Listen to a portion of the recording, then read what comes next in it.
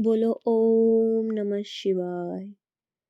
प्रिय भक्तगण, आज मैं आप सभी को भगवान शंकर के पूर्ण रूप काल भैरव की कहानी सुनाने जा रही हूँ। कृपया ध्यान से सुने। एक बार की बात है, सुमेरु पर्वत पर बैठे हुए ब्रह्मा जी के पास जाकर देवताओं ने उनसे अविनाशी तत्व बताने का अनुरोध किया। शिवजी की माया से मोहित ब्रह्मा जी उस तत्व को न जानते हुए भी इस प्रकार कहने लगे, मैं ही इस संसार को उत्पन्न करने वाला स्वयंभू अजन्मा एकमात्र ईश्वर अनादि भक्ति ब्रह्मा घोर निरंजन आत्मा हूँ। मैं ही प्रवृत्ति और निर्वृत्ति का मूलाधार सर्वलीन पूर्ण ब्रह्मा हूँ। ब्रह्मा जी ऐसा की पर मुनि मुंडली में विद्यमान विष्णु जी ने उन्हें समझाते हुए कहा कि मेरी आज्ञा से तो तुम सृष्टि के रचयिता बने हो, मेरा अनादर करके तुम अपने प्रभुत्व की बात कैसे कर रहे हो। इस प्रकार ब्रह्मा और विष्णु अपना अपना प्रभुत्व स्थापित करने लगे और अपने पक्ष के समर्थन में शास्त्र वाक्य उद्धृत करने लगे। अंततः वेदों से पूछने का निर्णय हुआ तो स्वरूप धारण करके आए चारों वेदों ने कर्मशः अपना मत इस प्रकार प्रकट किया। ऋग्वेद, जिसके भीतर समस्त भूत निहित हैं तथा जिससे सब कुछ प्रवृत्त होता है और जिसे परमात्मा कहा जाता है, वह एक रुद्र रूप ही है। दूसरा यजुर्वेद, जिसके द्वारा हम वेद भी प्रमाणित होते हैं तथा जो ईश्वर के संपूर्ण यज्ञों तथा योगों से भजन किया जाता है, सबका दृष्टा वह एक शिव ही है।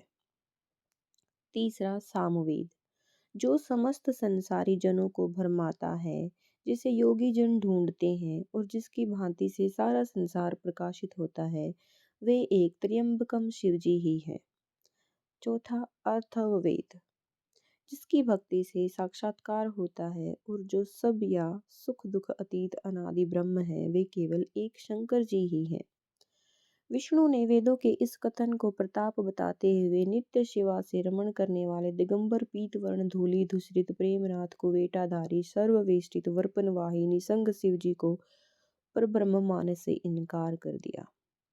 ब्रह्मा विष्णु विवाद को सुनकर ओमकार ने शिवजी की ज्योति नित्य और सनातन पर ब्रह्म बताया, परंतु फिर भी शिव माया से मोहित ब्रह्म विष्णु की बुद्धि नहीं बदली।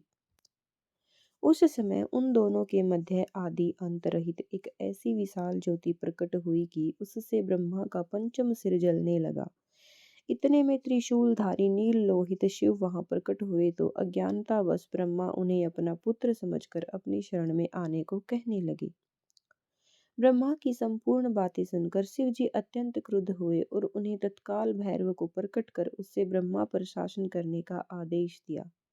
आज्ञा का पालन करते हुए भैरव ने अपनी बाई उंगली के नखाग्र से ब्रह्मा जी का पंचम सिर काट डाला। भयभीत ब्रह्मा शतरुद्री का पाठ करते हुए शिव जी के शरण हुए। ब्रह्मा और विष्णु दोनों को सत्य की प्रतीति हो गई और वे दोनों शिव जी के महिमा का गान करने लगे।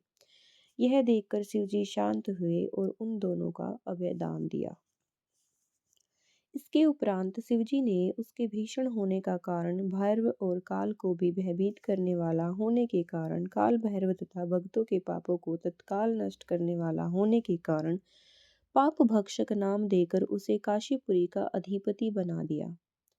फिर कहा कि भैरव, तुम इन ब्रह्मा विष्णु को मानते हुए ब्रह्मा के कपाल को धारण करके इसी के आश्रय से भिक्षावर्ती करते हुए वाराणसी चले जाओ। वहां उस नगरी के प्रभाव से तुम ब्रह्म हत्या के पाप से मुक्त हो जाओगे। शिव जी की आज्ञा से भैरव जी हाथ में कपाल लेकर ज्यों ही काशी की ओर चले, ब्रह्म हत्या उनके पीछे पीछे हो चली। विष्णु जी ने उनकी स्तुति करते हुए उनसे अपने को उनकी माया से मोहित न होने का वरदान मांगा। विष्णु जी ने ब्रह्म हत्या के भैरव जी सब पीछा करने की माया पूछना चाहे तो ब्रह्म हत्या ने बताया कि वह तो अपने आप को पवित्र और मुक्त करने के लिए भैरव का अनुसरण कर रही है। भैरव जी ज्यों ही काशी पहुंचे त्यों ही उनके हाथ से चिमटा और कपाल छूटकर पृथ्वी पर गिर गया और तब से उस स्थान का नाम कपाल मोचन तीर्थ पड़ गया। इस तीर्थ में जाकर सविधि पिंडदान और देव पितृ तर्पण करने से मनुष्य ब्रह्म हत्या के पाप से निवृत्त हो जाता है। बोलो ओम नमः शिवाय।